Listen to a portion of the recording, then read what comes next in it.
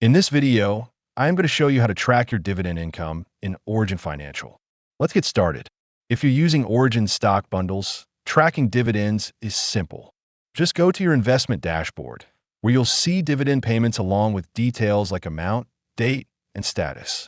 Keep in mind that if you own fractional shares, dividends may take time to appear because they need to reach a minimum threshold before being credited.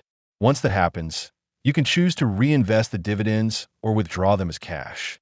If you've linked an external investment account, go to the Invest tab and open the specific account you want to check. Then scroll down to the Recent Activities section, where dividend transactions are listed alongside your other activity. If your dividends aren't showing as income, you can manually recategorize them or create a custom dividends category. To make things easier long-term, set up a transaction rule so future dividends are automatically categorized for you. If you want to support our channel, feel free to use our affiliate link in the description below. Thanks for watching, and I will see you in my next video.